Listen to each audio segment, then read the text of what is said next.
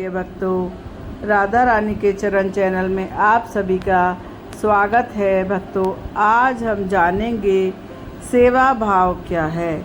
जिस वृत्ति में श्री हरि प्रसन्न होते हैं वह ही सेवा भाव है। सेवा एक ऐसी चीज है कि मनुष्य जीवन की सार्थकता भगवत सेवा और भक्त सेवा में ही निहित है। भक्तमाल जी में माधव दास जी की एक कथा आती है। एक बार माधव दास जी को संग्रहणी रोग हो गया। संग्रहणी में बार बार मल त्याग करना होता है। संग्रहणी में इनका शरीर बहुत ही दुर्बल हो गया था, तो ये समुद्र किनारे जाकर लेट गए, क्योंकि माधव दास जी के शरीर में इतनी भी शक्ति शेष न थी कि वह मल को धो लें। अर्धरात्रि का समय था। भगवान श्री कृष्ण, जो उनके सखा थे, एक छोटे से बालक का रूप बनाकर आए और माधव दास जी का मल धोने लगे। माधव दास जी ने कहा, हे भाई, तुम कौन हो? प्रभु बोले, बाबा, मैं यहीं पास के गांव का हूँ। मैंने देखा आपकी सेवा में कोई नहीं था, तो चला आया। माधव दास जी समझ गए कि आधी रात को कहाँ से लड़का आएगा, और वो भी समुद्र के पास। वैसे भी रात्रि के समय जगन्नाथपुरी में तो समुद्र की बड़ी भीषण गर्जना होती है। यह सोचकर उन्होंने श्री हरि विष्णु का हाथ पकड़ लिया। बोले, प्रभु, क्यों झूठ बोल रहे हो? मैं सब जानता हूँ कि आप कौन हैं। प्रभु, आपने यहाँ आने का कष्ट क्यों किया, और फिर आपने इतना निकृष्ट मल धोने का कार्य क्यों किया?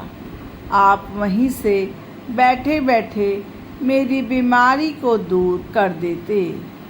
प्रभु बोले, माधव दास, यदि मैं आपकी बीमारी वहीं से बैठे बैठे दूर कर देता तो मुझे आपकी सेवा का अवसर कैसे प्राप्त होता?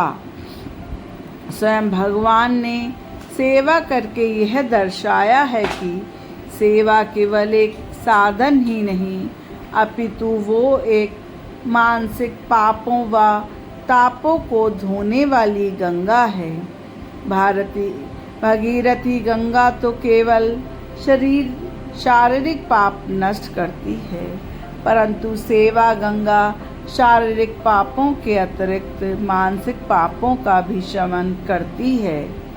तप, दान, जप आदि से पाप तो नष्ट हो जाते हैं, किंतु पापों ने जो आपको मलिन कर दिया है, वो जप, दान, तप आदि के द्वारा नहीं सही हो सकता। वह तो केवल भक्त भागवत चरणों की सेवा से ही शुद्ध होता है। लेकिन सेवा में 7 बातें ग्राह्य और 7 बातें त्याज्य मानी गई हैं। इनमें से जो 7 चीज़ें ग्रहण हैं, उनमें सबसे पहली चीज़ है विश्वास। यदि विश्वास ही नहीं तो सेवा की नींव समाप्त हो जाती है।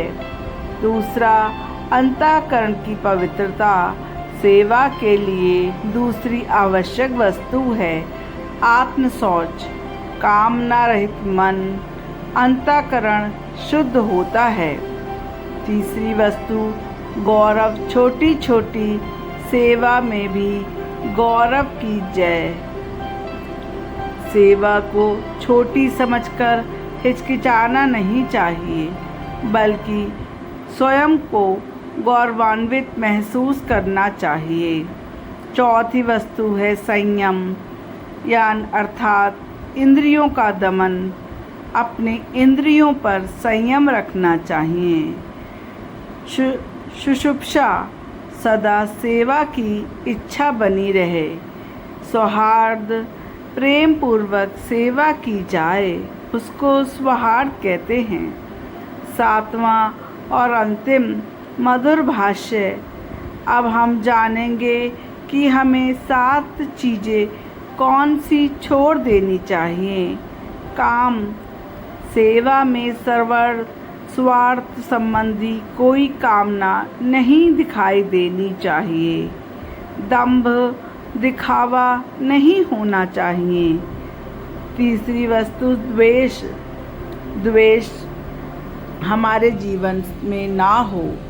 लोभ, किसी प्रलोभ से सेवा नहीं करनी चाहिए। भरत जी ने इस बात को कहा है कि जो सेवकु साहिबहि संकोची, निज हित चाहिए तासु मनि पोची। सेवक हित साबहि सेवकाई, करे सकल सुख लोभ विहाई। 5वीं वस्तु मद है। सेवा करने के बाद मन में अहंकार नहीं होना चाहिए। 6ठी वस्तु पाप है। हमें पापों से बचना चाहिए। 7वीं वस्तु प्रमाद। सेवा में मनुष्य को कभी भी आलस्य नहीं आना चाहिए।